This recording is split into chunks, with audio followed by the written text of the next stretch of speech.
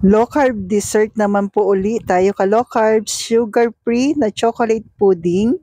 So, kailangan po natin ng chia seeds. This time ay paubos na po yung aking chia seeds pero abot pa to ng mga 1 1/2 tablespoon po. Yan. Then, add po tayo ng all-purpose cream. And please don't forget to like and follow po para updated tayo sa ating mga low carb dessert, low carb meal natin everyday. Thank you po and God bless. Then haluin lang po natin. This time po, ang ilalagay nating sweetener ay green dahan stevia po na strawberry flavor. Yan, marami kasi silang flavor po at napili ko tong strawberry para maiba naman. So, 6 drops po uli yung ilalagay natin dito. Then, halu-haluin po natin. At mag-a-add po tayo dito ng water.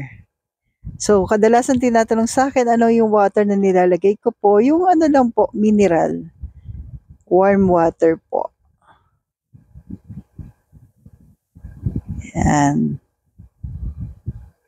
Then, add pa po tayo. Then, after nito, maglalagay naman po tayo ng cacao nibs. And para po pagka malamig na siya, para medyo may pagka-crispy. So, kung umabot ka po sa part na ito po, yan, ano na po yung mga namimiss mo naman na dessert. Try natin gawin po ng low carb version. So, pinalamig muna natin ng 1 oras sa ref. Gagawa po tayo ng chocolate syrup.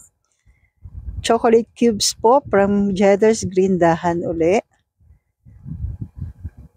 Then, lalagyan po natin ng 2 tablespoon po ng coconut oil. Yan. So, kung meron kayong microwave, pwede na po diretso. Pero ito, dahil mano-mano po tayo. Yan. Pero, sa akin po, suggestion ko po, dagdag po kayo ng coconut oil. Nagdagdag pa po kasi ako dito. Yan, kasi yan, medyo malapot. Kaya, mag-a-add tayo dyan ng coconut oil. Yan, lagyan natin sa ibabaw. Para pagka lumamig po, may pagka-chocolate pa rin siya sa ibabaw. Yan. Dahil nga ganyang kalapot po, nag-add pa po ko ng mga 2 tablespoon pa doon sa natirang chocolate na coconut oil. So, sa 5 cubes, mas okay po na mga 4 tablespoon po. Then, ilalagay natin sa ibabaw. Di ba po? Kaya kung chocolate lover ka po, magugustuhan mo po ito. Maganda pa po dito, sugar-free pa po siya. Kasi yung chocolate cubes ay monk fruit yung sweetener. Then, nag-add po ko ng cacao nibs sa ibabaw. So, ito na po ang napakasarap na dessert na sugar-free pa po. So, stay healthy, stay low carb pa po.